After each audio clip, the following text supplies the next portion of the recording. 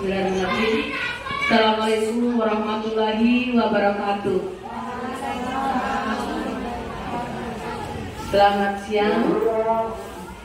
Om Swastiastu, Namo Buddhaya, salam kebajikan, salam Pancasila. Ibu Kepala Sekolah yang saya hormati, Ibu Pengawas Pembina yang saya hormati, rekan-rekan guru, teman sejawat SDN 22 yang saya hormati, kemudian rekan saya sesama calon guru penggerak angkatan 9. Alhamdulillah, puji syukur senantiasa kita panjatkan kehadirat Allah SWT atas berkat rahmatnya lah, sehingga pada hari ini kita bisa berkumpul di tempat ini untuk melakukan diseminasi tentang menyebarkan pemahaman dan penerapan pengalaman budaya positif yang ada kaitannya dengan aksi nyata di modul 1.4. Untuk mengefisienkan waktu, marilah kita buka kegiatan ini dengan membaca basmalah. Selanjutnya kita buka acara ini, kegiatan ini, memberikan kesempatan kepada ibu kepala sekolah untuk memberikan sambutan. Kepada ibu, kami silakan. Bismillahirrahmanirrahim. Assalamualaikum warahmatullahi wabarakatuh. Dan selamat siang.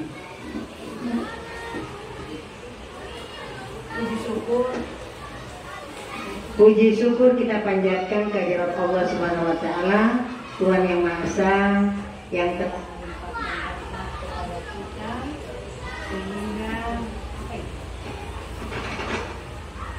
sehingga pada siang hari ini kita berkumpul di ruangan yang sangat sederhana ini dalam rangka yaitu kegiatan diseminasi yang dilaksanakan oleh CGP adalah aksi nyata dengan tema menyebarkan pemahaman dan penerapan pengalaman budaya positif pada modul 4.1. 1.4 berbaliknya. Ya. Terima kasih atas kegiatan yang dilaksanakan pada siang hari ini. Semoga apa yang kita lihat bersama, bagaimana aksi nyata CGP kita yang berada di SD 22 ini untuk menyampaikan. Ya, kita lihat bersama bahwa CGP kita di gelombang ke-9 ini, insya Allah kedepannya akan dilihat aksi nyata seterusnya. Mudah-mudahan mereka lulus dengan baik. Amin ya rabbal alamin.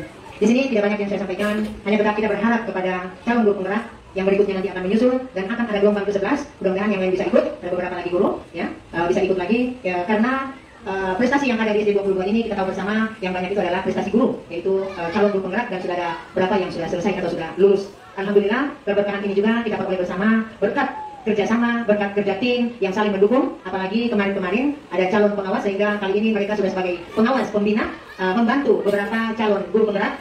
Bahkan satu pengawas menjadi guru pengajar praktis atau petik ya. Dengan semua ini itu berkat kita bahwa kebersamaan kita jalin bersama, sehingga apapun yang akan kita kerjakan, apapun yang kita laksanakan itu tetap berjalan dengan baik. Amin. Di sini saya hanya memberikan sambutan. Semoga kita semua berada dalam keadaan sehat walafiat, sehingga amin, sehingga perjalanan calon guru penggerak ini mendapat nilai yang memuaskan, yang sangat memuaskan, bukan cuma memuaskan. Ya, jadi itu saja yang saya sampaikan. Mudah-mudahan apa yang dilaksanakan di kegiatan diseminasi ini oleh CGP dengan aksi nyatanya kita lihat bersama pada siang hari ini. Demikian, billahi taufiq wal hidayah. Wassalamualaikum warahmatullahi wabarakatuh. Dan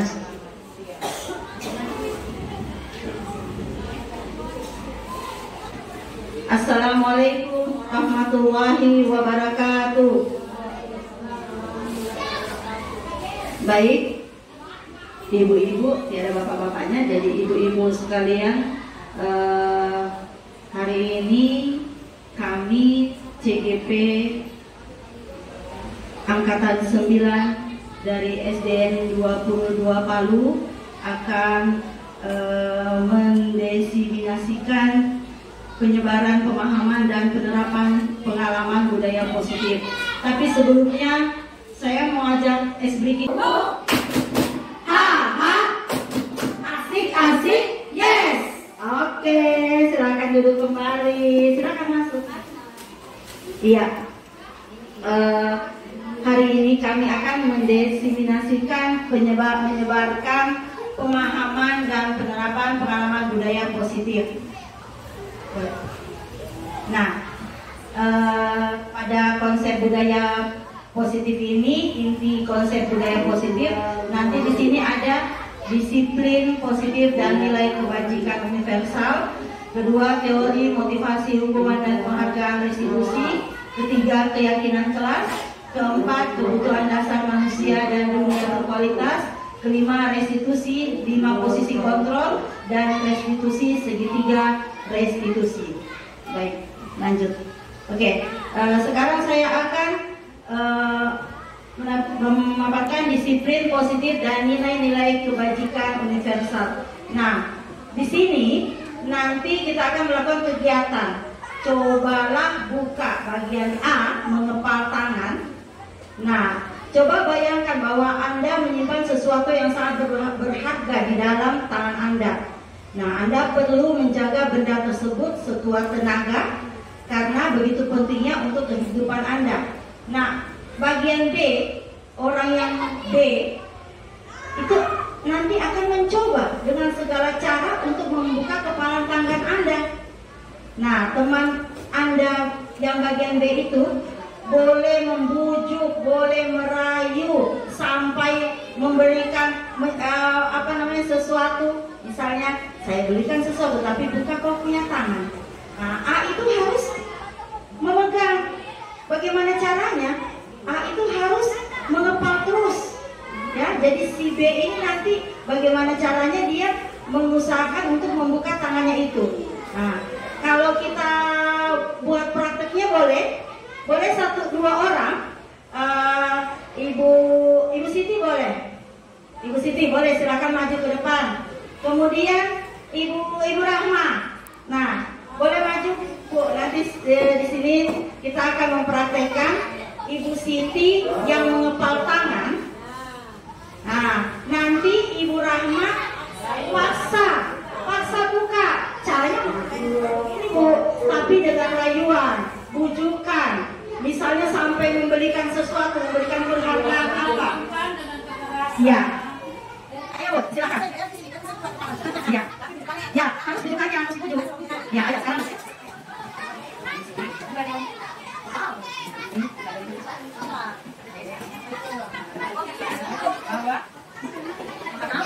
Makan. Oh, banyak belikan sesuatu. Apa itu? Tahu apa soalnya? Ya, boleh. Ambil paksa ya. Gimana? Berikan sesuatu.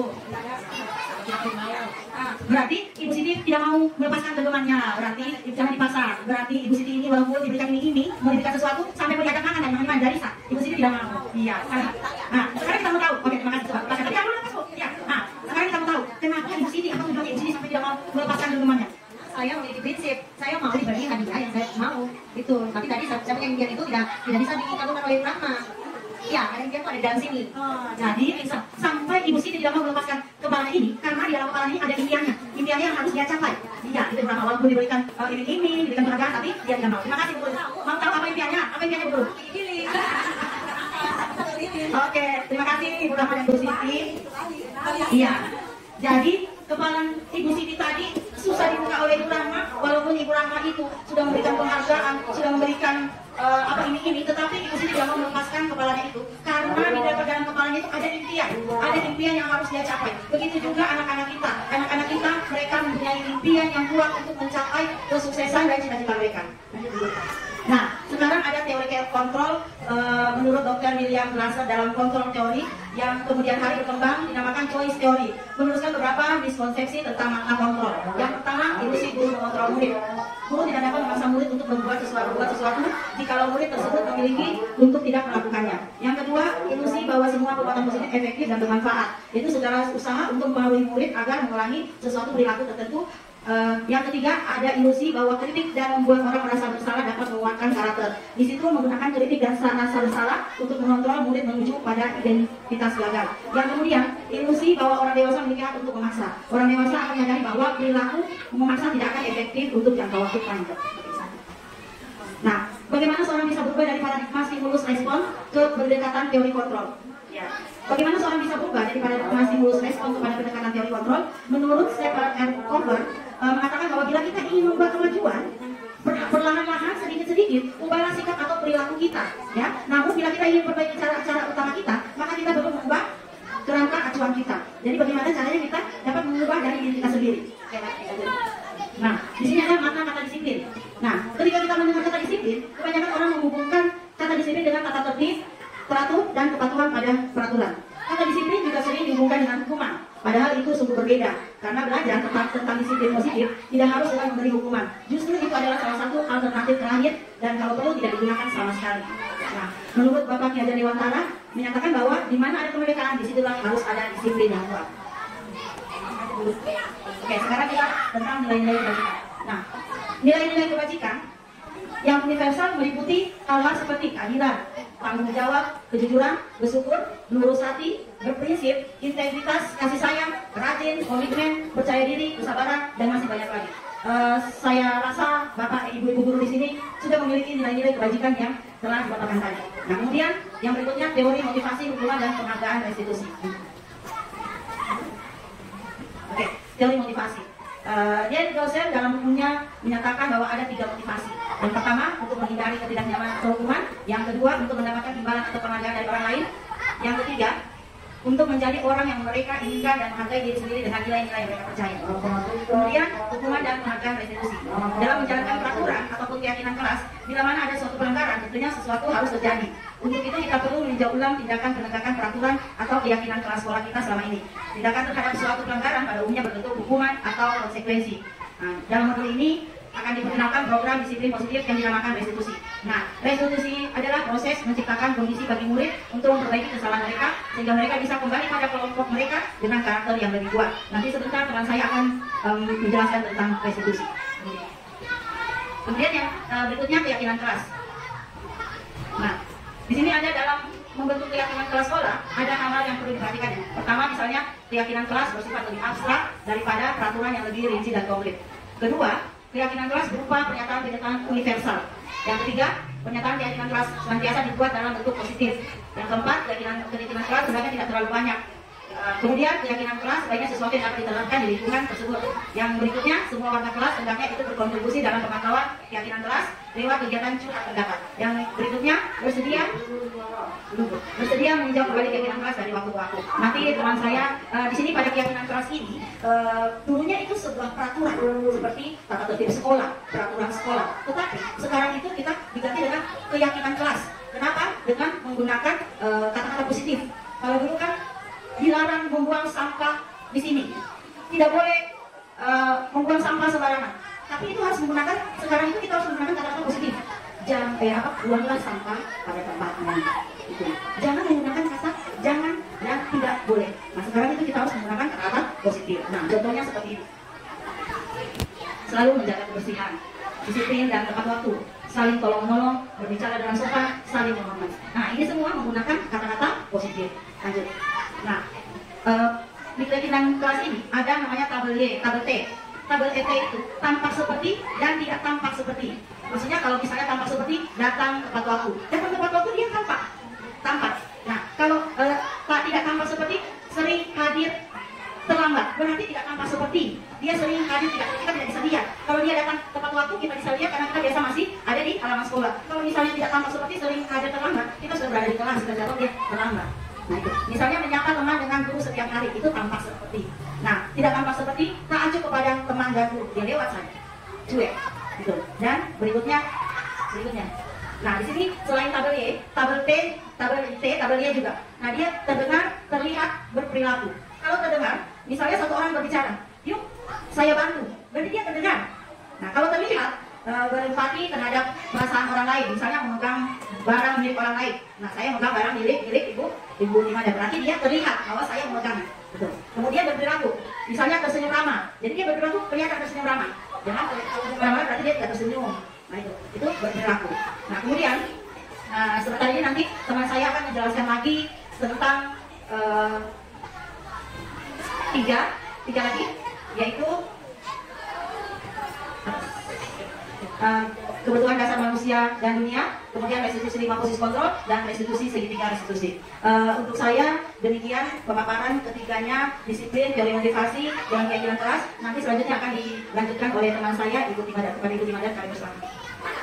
Oke, terima kasih Bu Rina sudah menyampaikan beberapa materi yang sudah kami dapatkan selama mengikuti kegiatan calon guru penggerak angkatan 9 ini. Jadi alhamdulillah kurang lebih 2 bulan kami mengikuti kegiatan ini, ada banyak hal-hal positif yang bisa kami dapatkan. Ya, baiklah, untuk materi selanjutnya saya akan menyajikan tentang kebutuhan dasar manusia dan dunia berkualitas. Nah, di sini ada pertanyaan pemantik, ya. Ada pertanyaan pemantik.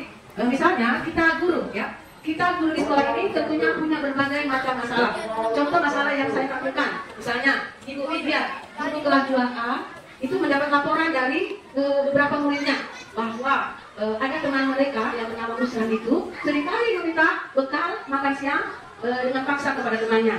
Nah, kira-kira apa alasan Usran sampai melakukan hal tersebut? Tentunya kita sebagai guru kelas menyadari setelah kita melakukan tanya jawab dengan anak kita panggil secara empat mata ya istilahnya. Tentunya di situ kita akan bisa melihat dari jawaban anak-anak kita tersebut, kita akan bisa melihat kebutuhan dasar apa yang sedang ada pada diri anak kita, misalnya Ustaz tadi. Ya, jadi 5 kebutuhan dasar manusia itu nanti akan kita paparkan. Nah, teman-teman, sebagai seorang pendidik, kita mengikuti filosofi dari Bapak Ki Hajar Dewantoro bahwa kita guru ini diumpamakan sebagai petani.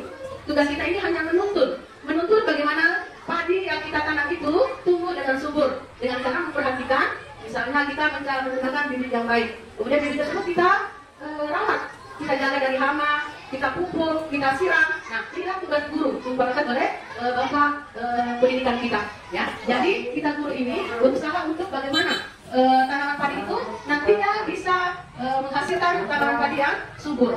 Ya, jadi tugas kita di sini hanya menuntun. Ya. Nah, jadi di saat kita guru mengalami kebutuhan apa yang mendasar, tentunya kita akan berusaha bagaimana memenuhi kebutuhan itu secara positif. Menurut ya, tadi kita sudah mengenal tentang dokter di dalam dasar ya. Jadi selain Bapak KHD, dokter dan Busur juga mengungkapkan bahwa seluruh tindakan manusia memiliki tujuan tertentu, yaitu untuk memenuhi kebutuhan dasarnya. Nah, di sini ada contoh-contoh kebutuhan dasar, misalnya kasih sayang dan rasa diterima. Ya, jadi kebutuhan ini dan 3 kebutuhan yang lain yang nanti akan kita bahas ini. Jadi anak-anak itu biasa melakukan sesuatu hal itu karena butuh kasih sayang.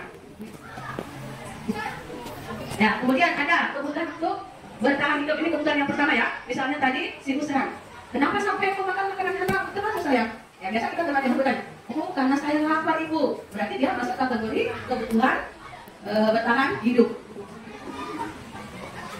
Selanjutnya kebutuhan kasih sayang. Nah, jika misalnya Usran tadi memberikan alasan bahwa dia itu ingin mendapatkan kasih sayang, mendapatkan perhatian, mungkin karena di rumah supaya dia, supaya saya dilapor mamaku datang ke sekolah, jadi saya sama mamaku. Ya, jadi itu kebutuhan itu selalu mungkin ya mengganggu atau mengambil makanan temannya itu, mungkin karena dia butuh kasih sayang, butuh perhatian dari orang tuanya. Jadi dia inginkan mamanya supaya datang ke sekolah atau gurunya membelai dia. Ya, jadi mungkin usaha melakukan itu ada hal apa? Ada ingin kebutuhan kasih sayang. Ya, kemudian ada kebutuhan dasar berikutnya yang ketiga tentang kekuasaan. Dia ingin menjadi pemimpin, dia ingin dihargai, dihormati oleh teman-temannya, ditakuti oleh teman-temannya. Ya, jadi misalnya salah satu alasan kenapa misalnya siswa kita melakukan sesuatu hal yang jahil atau misalnya dalam tanda kutip iseng, tentunya dia biasanya ingin menjadi seorang pemimpin. Ya, makanya biasanya itu teman kelas itu saya ambil dari anak-anak yang suka iseng. Ya, karena biasanya anak-anak yang suka iseng itu ingin menjadi penguasa, yang ingin menjadi pemimpin. Ya, bisa jadi sikapnya usaha tadi itu mungkin supaya dia ingin menjadi penguasa di dalam kelas itu, menjadi pemimpin. Nah, selanjutnya adalah kebebasan. Ya, jadi di sini anak tersebut melakukan itu mereka ingin perlu banyak bergerak, suka mencoba-coba dan tidak berpengalaman dan senang mencoba hal yang baru untuk mencari jati diri mereka. Jadi hak kebebasan. Nah, selanjutnya terakhir adalah kesenangan. Ya, jadi rata-rata kebutuhan manusia ini adalah untuk mencari kesenangan. Kesenangan dalam artian ini adalah kebutuhan untuk mencari kesenangan, misalnya bermain dan tertawa. Jadi mungkin teman-teman kita itu melakukan itu supaya ingin dia menjadi senang. Jadi merasa diri senang pada saat dia melakukan hal-hal yang dianggap kurang baik, karena menurut dia itu suatu kesenangan. Ya, di sini bayangan hidup tanpa kenikmatan apapun betapa mungkin. Jadi kita di sini menghubungkan kebutuhan akan kesenangan dengan belajar. Oke? Ya. Oke, itu tadi tentang 5 kebutuhan dasar manusia. Selanjutnya kita supaya lebih semangat lagi, lebih mencairkan suasana, mari kita ice breaking dulu. Ya. Ya. Oke, kita lanjut lagi dengan materi yang berikutnya tentang 5 posisi kontrol. Ya, tentunya kita guru ini memiliki berbagai macam masalah yang kita temui dalam kelas kita. Ya, jadi di sini ada contoh permasalahan. Misalnya, Tisa dan Hana dipanggil masuk ke ruang Ibu Dewi, Kepala Sekolah SMA Makmur. Ibu Dewi baru saja mendapatkan pengaduan dari Ibunda Tisa bahwa Hana menggunakan kata-kata kasar dan merendahkan Tisa di sosial media. Kemudian ada lagi contoh kasus. Anto jarang sekali hadir di pembelajaran jarak jauh dan pada saat hadir pun Anto seringkali menggunakan kata-kata kasar di kolom chat mengejek teman-temannya. Hal ini sudah sangat mengganggu dan beberapa orang tua yang mengikuti pelajaran daring mengeluhkan tentang perilaku Anto di pembelajaran jarak jauh. Nah, ya di sini bila kita berada pada posisi sebagai seorang kepala sekolah, penerapan disiplin apakah yang akan kita lakukan atas kasus Hana dan kasus Anto ini dan mengapa? Nah, kaitannya dengan posisi kontrol ini ada seorang tokoh dari Negros dalam bukunya Restitution School Discipline tahun 1998 mengemukakan bahwa guru perlu meninjau kembali penerapan disiplin di dalam ruang-ruang kelas. Apakah telah efektif? Apakah berpusat memerdekakan dan memandirikan murid? Dan bagaimana cara menerapkannya? Selanjutnya, teori kontrol Dr. William Wessel berkesimpulan bahwa ada 5 posisi kontrol yang diterapkan seorang guru, orang tua ataupun atasan dalam melakukan kontrol. Kelima posisi kontrol tersebut antara lain penghukum, pembuat rasa bersalah, teman, pemantau, dan manajer. Nah, tentunya dalam setiap kasus kita itu pernah ada di posisi penghukum, pernah ada di posisi pemantau atau teman dan teman. Nah, kita berusaha untuk menjadi manajer. Nah, bagaimanakah ciri-ciri dari 5 posisi kontrol tadi? Misalnya penghukum. Ya. Seorang dikatakan penghukum apabila dia menggunakan hukuman fisik maupun secara verbal. Orang-orang yang menjalankan posisi penghukum ini senantiasa mengatakan bahwa sekolah meremehkan, memerlukan sistem atau alat yang dapat kita yang lebih menekankan murid lebih dalam lagi. Nah, guru-guru yang menerapkan posisi hukum ini akan berkata, patuhi aturan saya atau alas ya. Nah, itu adalah contoh-contoh kalimat yang diucapkan kalau kita berada pada posisi penghukum. Kemudian biasa kalimat yang diucapkan, kamu ini selalu saja salah, ya. Jadi itu adalah contoh kalimat yang diucapkan oleh penghukum. Selanjutnya,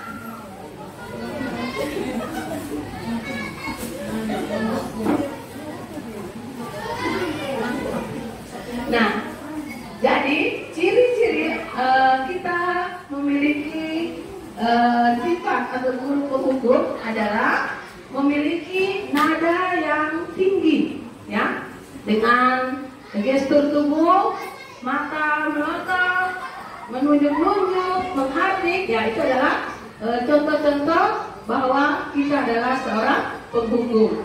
Nah, hasil yang diperoleh dari penghukum ini kemungkinan murid akan marah dan dendam atas sifatnya kita ini, ya. Jadi kita sebagai guru berusaha bagaimana caranya menghindari sikap penghukum ini, karena anak-anak kita ini nantinya akan tergores hatinya, akan dia bawa. Apalagi anak-anak kita ini anak yang masih duduk di sekolah dasar. Jika kita senantiasa menggunakan kata-kata kasar, gestur mata melotot, suara keras, menghardik, ya tentunya akan tergores di hati anak-anak kita. Next. Kemudian posisi kontrol yang berikutnya adalah pembuat merasa bersalah. Nah, pada posisi ini biasanya guru akan bersuara lebih lembut dibandingkan tadi penghukum. Pembuat merasa bersalah akan menggunakan keheningan yang membuat orang lain merasa tidak nyaman, bersalah atau rendah diri. Kata-kata yang keluar dengan lembut, misalnya, "Ibu sangat kecewa sekali dengan kamu." Ya, itu adalah contoh kata pembuat merasa bersalah. Nah, pembuat merasa bersalah itu biasanya nadanya memelas, halus dan sedih. Contoh kalimatnya, "Adi, kamu ini bagaimana ya?" Nah, itu adalah contoh kalimat biasa yang kita ucapkan kalau kita berada di posisi pembuat merasa bersalah. Next. Kemudian hasil yang kita dapatkan jika kita guru senantiasa berada di posisi merasa bersalah, murid akan merasa bersalah karena dia telah mengecewakan ibu atau bapak guru yang sudah gagal untuk membahagiakan orang lain. Selanjutnya, untuk posisi kontrol yang ketiga yaitu sebagai teman. Nah, guru pada posisi ini tidak akan menyakiti murid, namun akan tetap berupaya mengontrol murid melalui persuasi. Kalimat-kalimat yang biasa digunakan, misalnya, "Ayo bantulah ibu nak supaya ibu tidak dimarahi kepala sekolah." Ya, itu adalah contoh kalimat yang diucapkan kalau kita berada di posisi sebagai teman. Nah, ini contohnya ya. "Adi, ayolah, bagaimana sih? Kamu kemarin kan sudah janji ke bapak."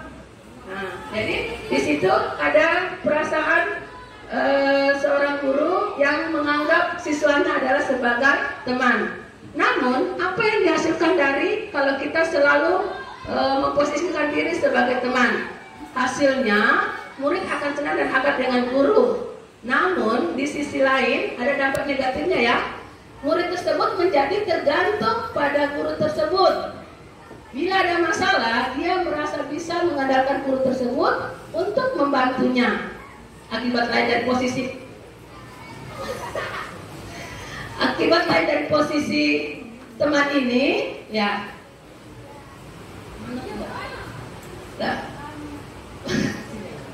Akibat lain dari posisi teman ini, Adi hanya akan berbuat bila yang menyuruh adalah guru tersebut. Selanjutnya, di posisi kontrol berikutnya sebagai pemantau. Ya, sebagai pemantau di sini kita memiliki sifat mengawasi, ya, mengawasi. Misalnya, jika kita mendapatkan siswa kita melanggar peraturan, tentunya pertanyaan yang kita ajukan ke anak-anak tersebut, misalnya, apakah yang kamu lakukan ini sudah sesuai dengan kesepakatan kelas, ya begitu ya biasanya ya. Atau ada sanksi atau konsekuensi yang akan diterima seorang anak bila melanggar peraturan. Next, selanjutnya nada-nadanya ya. Di sini misalnya di sini ada kalimat, Adi, tahukah kamu jam berapa kita mau mulai? Ya. Jadi Adi ini biasanya menyadari. Nah, di sini kalimatnya guru ada hal yang diucapkan, misalnya kamu terlambat 15 menit. Apakah kamu sudah mengerti konsekuensi yang harus dilakukan bila terlambat? Jadi posisi kita sebagai pemantau ini ada yang namanya konsekuensi yang akan kita terima atau kita tawarkan ke anak-anak yang sudah kita sepakati. Dan selanjutnya kita di sini berusaha untuk menjadi posisi manajer. Namun sebelum kita menuju ke posisi manajer, hasil yang diterima oleh siswa jika kita senantiasa berada di posisi sebagai pemantau, tentunya di sini murid memahami konsekuensi yang harus dijalankan karena telah melanggar salah satu peraturan sekolah.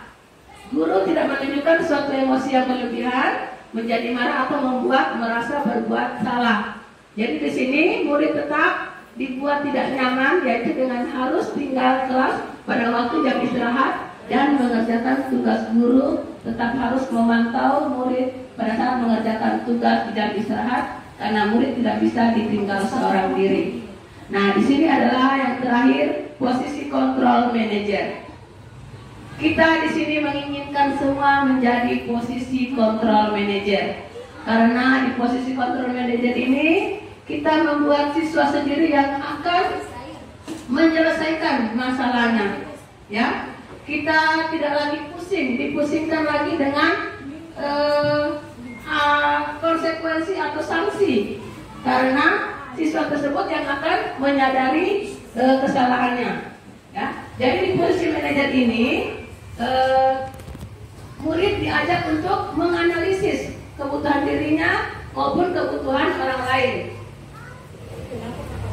Kemudian biasanya seorang manajer ini biasanya menanyakan suatu, misalnya kalau ada peserta didik kita yang ada kasus, ada masalah dalam kelas, dia akan menanyakan dengan kalimat yang lembut, misalnya apakah kamu meyakininya? Ya, itu adalah contoh salah satu kalimat yang diucapkan kalau kita berada di posisi manajer. Nah, di sini adalah contoh kalimat kalau kita berada di posisi manajer. Jadi nada suaranya itu tulus, bahasa tubuh tidak kaku dan mendekat ke murid. Misalnya di sini ada percakapan. Adi, apakah kamu mengetahui jam berapa sekolah dimulai? Nah, tentunya Adi di situ menjawab, tahu Pak, jam 7. Ya, jadi kamu terlambat. Kira-kira bagaimana kamu akan memperbaiki masalah ini? Jadi kalimat di guru di posisi manajer ini dikembalikan ke murid untuk menyelesaikan permasalahan yang dia hadapi. Ya, jadi itu adalah salah satu contoh kalimat yang kita ucapkan pada saat murid ada atau mengalami kasus di kelas atau di sekolah kita. Kita tanyakan kembali ke murid untuk menyelesaikan permasalahan yang dia hadapi. Nah, itulah tadi kelima posisi kontrol.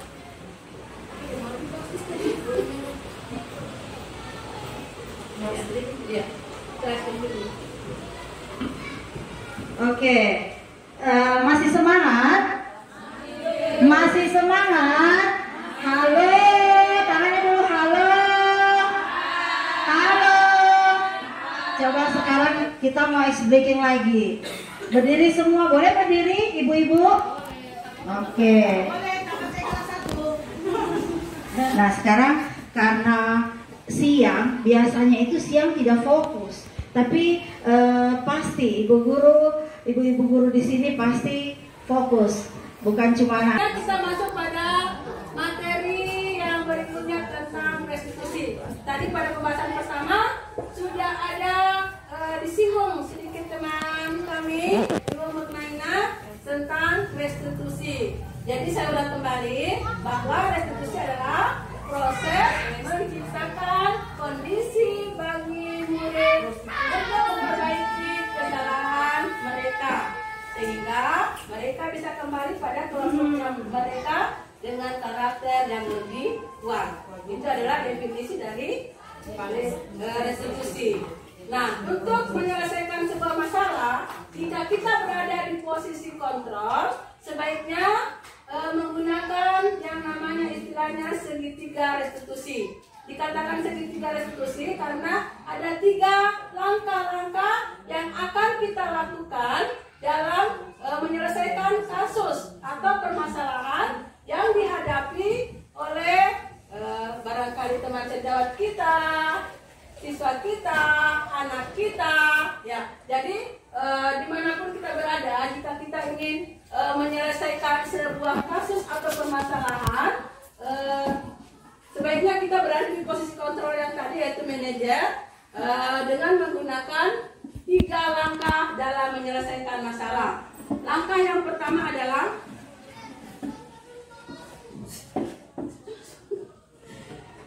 menstabilkan identitas. Yang kedua, menanyakan keyakinan. Dan yang ketiga adalah validasi tindakan. Nah, tujuan ya.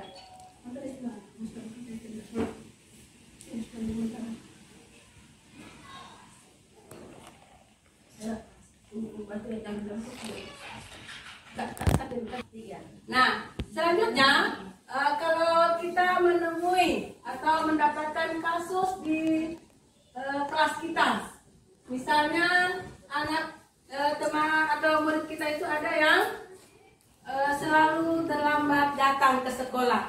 Nah, untuk menyelesaikan permasalahan itu, sebaiknya kita guru berada di posisi manajer agar anak-anak tidak menghasilkan seperti yang tadi yang sudah saya terangkan, karena kalau di sebagai penghukum tentunya anak akan tergores hatinya. Nah, kalau kita berada di posisi manajer, kita menggunakan 3 langkah-langkah dalam menyelesaikan atau menanyakan mengapa sampai anak tersebut terlambat. Nah, kalau berada di posisi yang pertama, misalnya menstabilkan identitas. Misalnya Rizky ini selalu datang terlambat. Ya.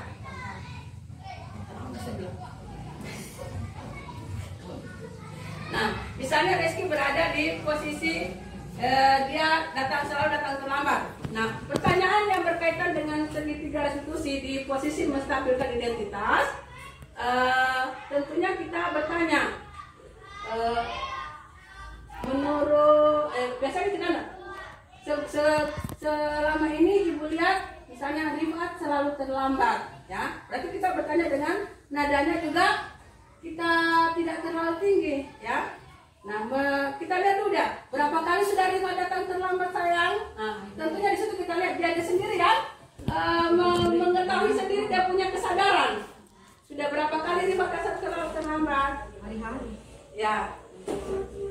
Itu loh, kalau tidak salah Bu, misalnya Rifat bilang, saya sudah 6 kali Bu datang terlambat. Nah, kita bertanya ulang kepada anak tersebut. Kita berkata kepada anak tersebut, terlambat itu atau melakukan kesalahan itu adalah suatu manusiawi. Ibu juga pernah berada di posisinya tamu. Ya, ibu juga pernah datang terlambat. Jadi itu adalah contoh kalimat menstabilkan. Selanjutnya di langkah yang kedua untuk segitiga restitusi adalah validasi tindakan. Kita menanyakan ke anak, Rifat tentunya datang terlambat punya alasan bukan? Ya, jadi di situ dia pikir, iya Bu, saya punya alasan karena saya terlambat bangun. Jadi di situ dia menyadari kesalahan yang dia lakukan. Karena kita guru bukan maksud terlambat atau terlambat. pertanyaannya kita, Rifat datang terlambat, tentunya punya alasan bukan? Nah, itu adalah contoh kalimat kita sebagai guru di posisi manajer di restitusi yang langkah kedua, yaitu validasi tindakan. Nah, selanjutnya di posisi yang terakhir di posisi manajer ini di segitiga restitusi, yaitu menanyakan keyakinan. Nah, misalnya kita di guru menanyakan, Rifat tahu tidak tentang keyakinan kelas yang sudah kita sepakati? Ya. Nah, jadi ada di situ pertanyaan, keyakinan kelas apa yang kita langgar? Maaf, yang Rifat langgar pada hari ini. Nah, jadi di situ kalimatnya kita menanyakan ke anak itu, anak sendiri yang mengingat, oh ya, dia menyadari sendiri kekeliruan yang telah dia lakukan karena dia telah melanggar keyakinan atau kesepakatan kelas yang sudah dibuat bersama. Nah, di situ ada lagi posisi pertanyaan yang akan kita ajukan ke anak. Misalnya anak tersebut akan kita tanyakan tentang, kalau begitu kira-kira apa yang dia sendiri yang mencari solusinya, apa yang akan kita lakukan supaya tidak datang terlambat lagi. Jadi bukan kita guru yang menentukan, kalau kau datang terlambat kau bebas ke WC, ya. Jadi itu bukan jawabannya, namun kita tawarkan ke anak, ya. Jadi kalimat-kalimat yang kita ucapkan jika saat kita untuk di posisi manajer atau menanyakan keyakinan kelas itu, anak sendiri yang kita berikan kesempatan untuk berpikir kira-kira apa yang telah kau lakukan ini, apakah misalnya tindakan apa yang kamu langgar, misalnya tuh ya, sudah tadi dia sudah mengetahui pelanggar, kira-kira apa yang akan kamu lakukan? Ya, di situ kalimat di situ ya, apa yang Rifat akan lakukan supaya Rifat tidak datang lagi terlambat ke sekolah. Jadi ya, jadi dia sendiri yang berpikir supaya tindakan dia lakukan itu tidak terulang lagi. Dia sendiri yang menentukan, bukan kita guru pasak orang anak begini, ya, bukan begitu. Tetapi Rifat sendiri yang berpikir sendiri untuk mencari solusi atas permasalahan yang dia hadapi. Oh iya Bu, saya akan berusaha lagi tidak datang terlambat dengan cara misalnya tidak tidur terlalu larut, mengingatkan kepada orang tua untuk segera membangunkan. Ya, jadi di sini murid itu atau siswa sendiri yang menemukan solusi atas permasalahan yang dia hadapi. Ya, jadi itu adalah contoh kegiatan segitiga restitusi yang kita lakukan untuk menyelesaikan permasalahan yang kita hadapi sehari-hari di dalam kelas. Oke? Untuk bertanya sekaligus mungkin ada masukan dari teman-teman sekalian, dipersilakan kepada Ibu. Terima kasih. Assalamualaikum warahmatullahi wabarakatuh. Waalaikumsalam warahmatullahi wabarakatuh. Tadi di apa tadi? Waktu tadi Rifat itu Iya. sering datang terlambat. Saya kan piket kebetulan hari Senin.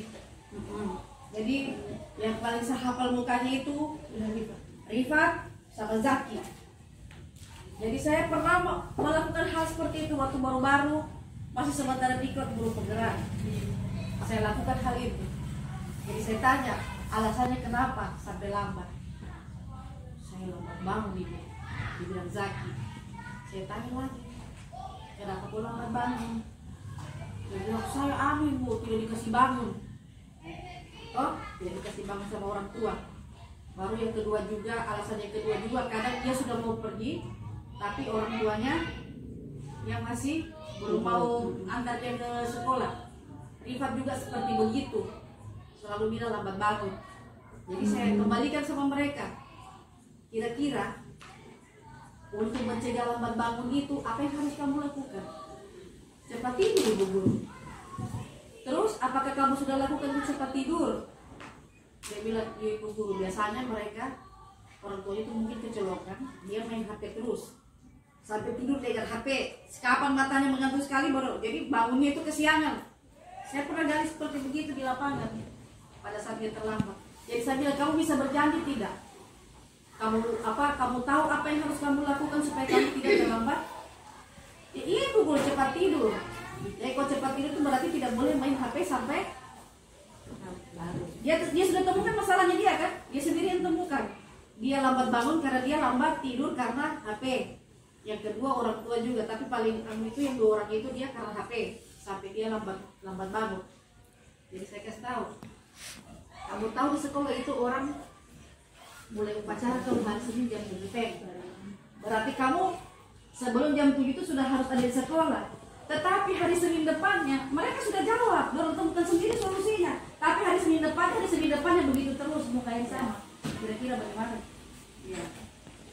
Oke, Saya dulu, boleh? Atau yang ada? Ya. terima kasih. Ya, jadi memang itu adalah suatu hal yang kita temui langsung di lapangan tentang siswa kita. Ya, memang sebaiknya kalau seandainya Rifa sudah mengakui kesalahannya, dia sudah mengetahui langkah-langkah yang harus dia lakukan supaya tidak lagi terlambat ke sekolah. Yang hal yang baru yang belum kita lakukan adalah bertemu dengan orang tuanya. Ya, jadi kita nanti insya Allah kalau memang sudah dilakukan restitusi segitiga restitusi, ya kita lakukan di posisi manajer. Namun beberapa kali juga tidak berhasil. Salah satu solusi yang saya tawarkan di sini adalah kita bicara dengan orang tuanya, karena tanpa ada kolaborasi dengan orang tua tidak akan berhasil. Itu sedikit tanggapan dari saya. Bisa semua. Oke. Terima kasih. Oke, terima kasih. Ya, terima kasih kepada teman-teman semua yang sudah mau menyempatkan diri mengikuti kegiatan diseminasi pada siang hari ini. Kami mohon maaf bila ada kekeliruan. Kita tutup kegiatan ini dengan ucapan hamdalah. Alhamdulillahirabbil alamin. Wabillahi taufiq wal hidayah. Assalamualaikum warahmatullahi wabarakatuh. Waalaikumsalam warahmatullahi wabarakatuh. Bergerak, menggerakkan. Assalamualaikum warahmatullahi wabarakatuh.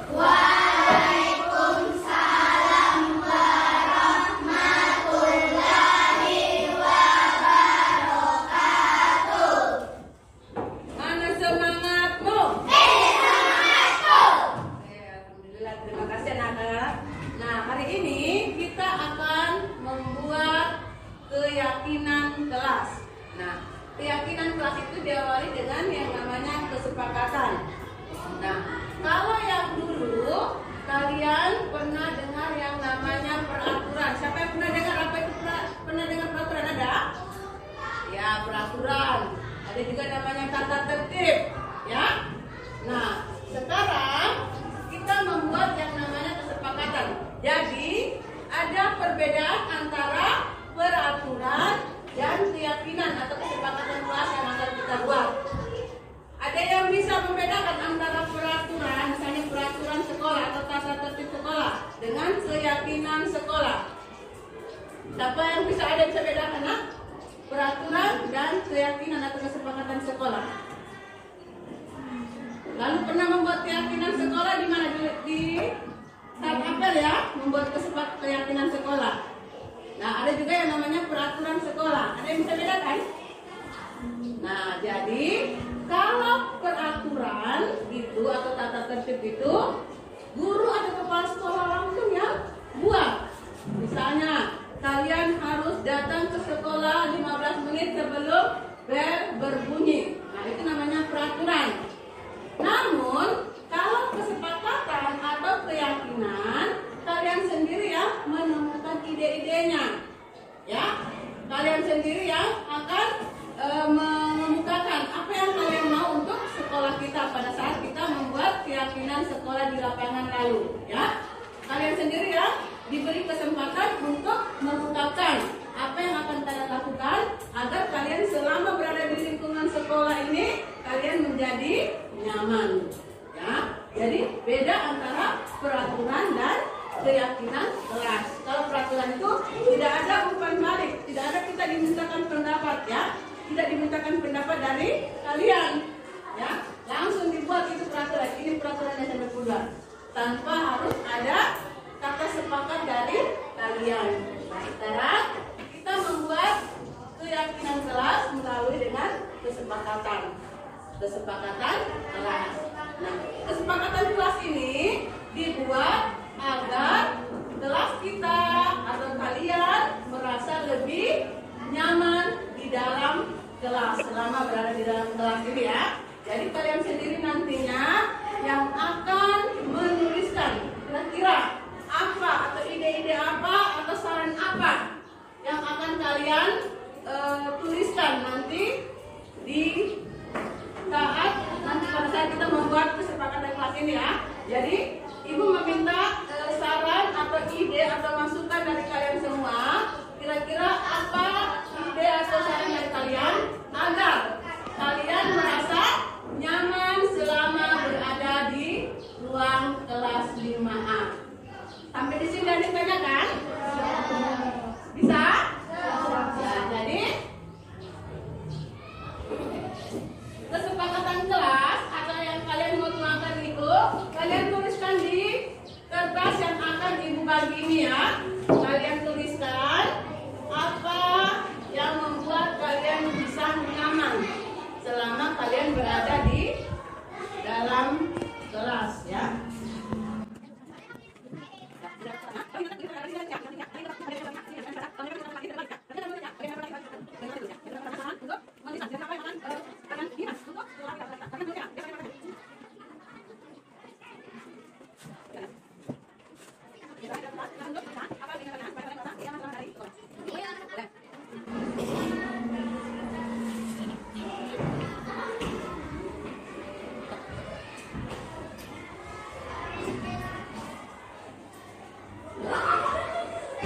Jadi bagi yang sudah selesai menulis nanti ditempelkan di sini ya.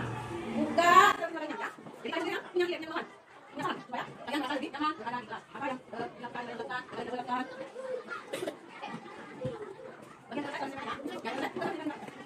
Ya. Sekarang di sini tempel di sana. Ya boleh. Ayo siapa lagi? Boleh satu. Ya, terserah nah. Yang penting ada di kata kiri. Ya. Ya, benar.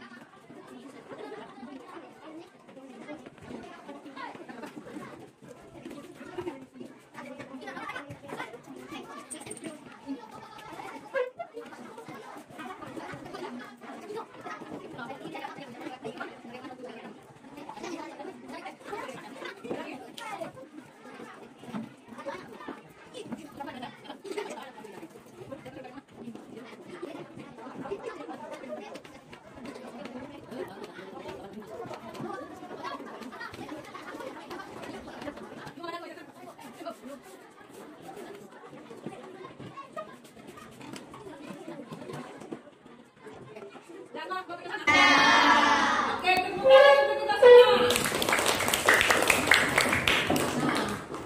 Dari saran-saran kalian ini akan ibu satukan ya, mana yang sarannya sama. Jadi disatukan ya, akan disatukan. Tidak mengejek nama orang tua. Tidak ada bullying, tidak mengejek teman. Berarti sama ini ya, sama. Disiplin dan tepat waktu. Siswa harus diberi tidur. Jangan membuli teman. Berarti sama ini pendapatnya ini ya. Jangan saling membuli. Menghargai sama. Berbicara dengan sopan. Saling menghormati. Saling menolong. Tidak berbicara kotor. Tidak membuli teman. Ya tuh ya, itu di sini ya. Tidak berbicara kotor, tidak membuli teman,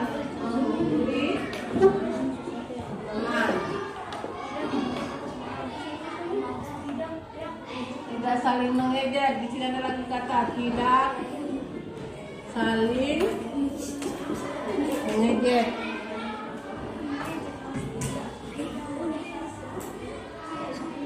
Tidak saling mengejek sama, tidak boleh membuli sama.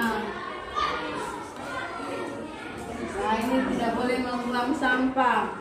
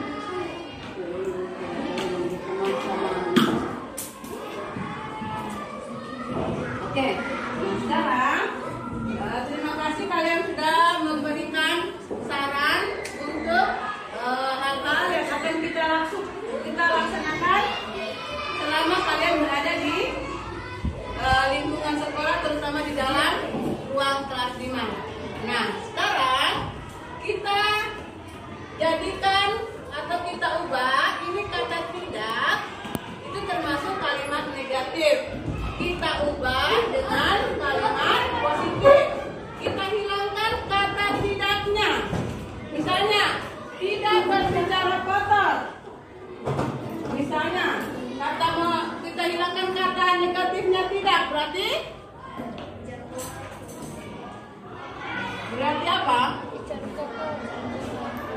Kalimat positifnya. Kalimat positifnya tidak berbicara kotor. Kalimat positifnya bagaimana? Jangan bicara kotor. Jangan itu termasuk kalimat negatif. Berarti berbicara yang sopan. Ya. Misalnya lagi nih, tidak membuli teman. Jadi kita buatkan kalimat positifnya. Ini kalimat negatif ada kata tidak. Berarti tidak membuli teman. Berarti kita saling menghargai. Oke, pintar. Selanjutnya, tidak saling mengejek. Berarti hampir sama ya. Membuli dengan mengejek itu sama. Berarti di sini kita satukan saja ini ya.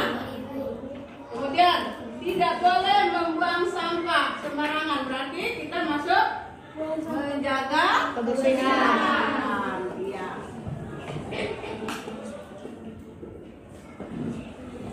Nah, sekarang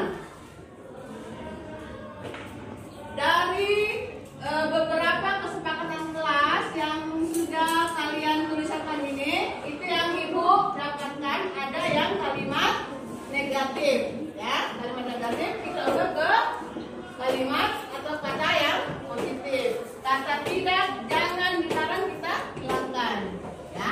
Selanjutnya di sini ada yang menuliskan lagi disiplin dan tepat waktu. Setuju? Mau kita untuk disiplin? Ya, supaya kerja kelas kita menjadi nyaman, bisa disiplin. Ada lagi ide temanmu. Kemudian, ya, bersama semua ini ya.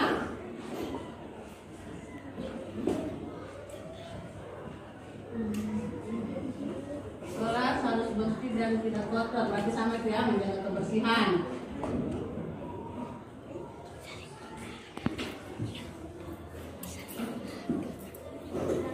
Kelas bebas bawa HP dan kelas tidak ribut. Kita bawa HP ke sekolah. Tujuannya supaya apa? Ya. Sekarang ibu tanya dulu. Tujuannya ini ada saran dari temannya kalian? Mau bawa HP ke sekolah.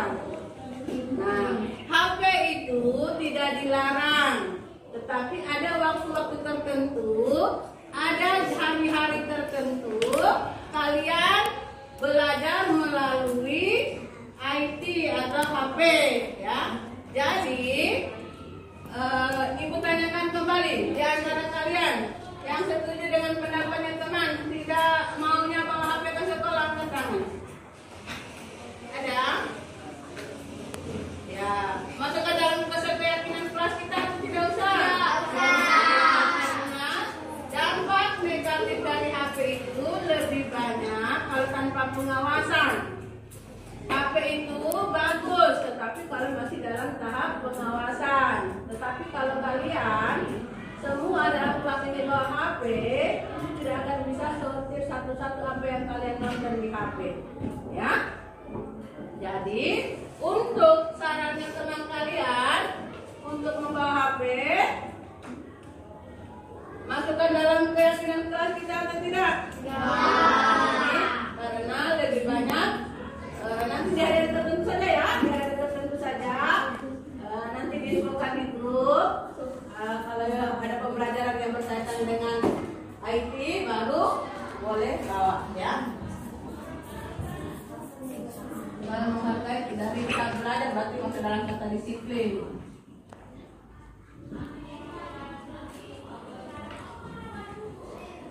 Tidak saling membuli sama, tidak mengejek sama.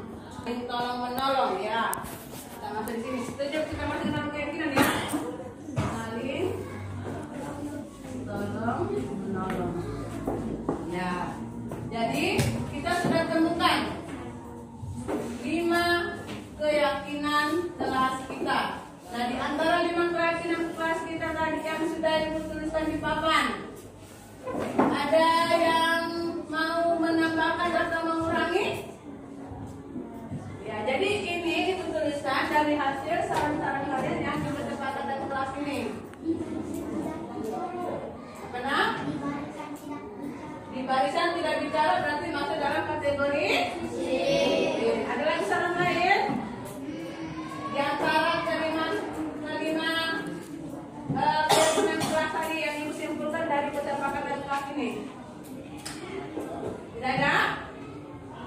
Oke, terima kasih.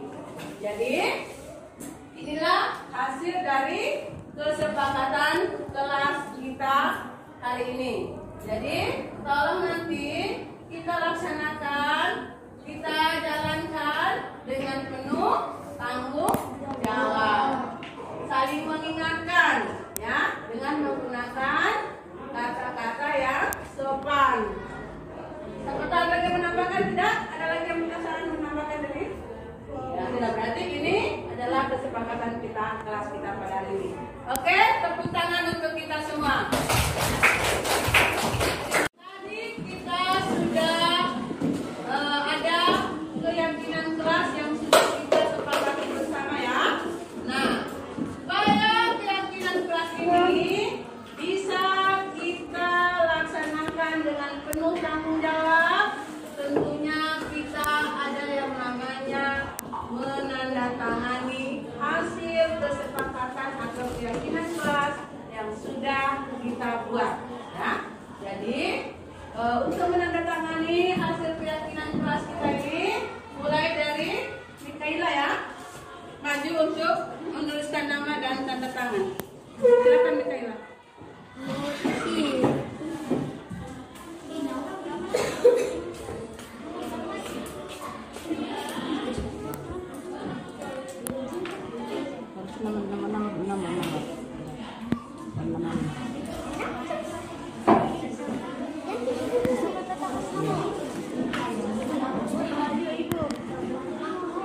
Oke, maju Aska.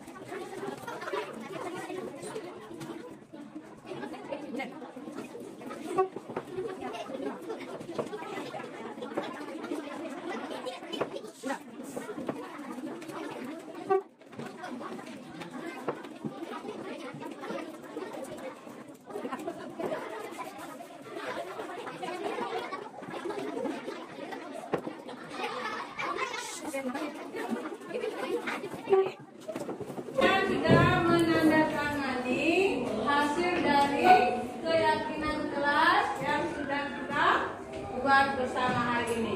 Oke, tepuk tangan untuk kita semua. Ya. Jadi keyakinan kelas kita laksanakan semua dengan penuh tanggung jawab ya, supaya kelas kita menjadi nyaman, kalian juga menjadi aman di dalam kelas, tidak ada yang mengganggu atau saling mengejek di antara kalian karena sudah ada keyakinan kelas yang kita bisa kita jalankan bersama ini. Ya. Oke, terima kasih. Assalamualaikum warahmatullahi wabarakatuh. Perkenalkan, saya Zakir Salawi dari kelas 5A. Perkenalkan, nama saya Muhammad Ibnu Tawang. Saya berada di kelas 5A. Nama saya Muhammad Azhari dari kelas 5A. Nama saya Frederick Michelangelo Paliti, kelas 5A. Perasaanku saat membuat keyakinan kelas senang. Perasaanku saat membuat keyakinan kelas senang. Perasaanku membuat keyakinan kelas sangat senang. Perasaanku membuat keyakinan kelas senang. Kelas itu perlu dilakukan. Keyakinan kelas itu perlu dilakukan. Kelas itu penting untuk dilaksanakan. Kelas itu penting untuk kenyamanan dan ketertiban kelas. Kelas itu penting karena supaya kelas tertib dan nyaman. Kelas itu penting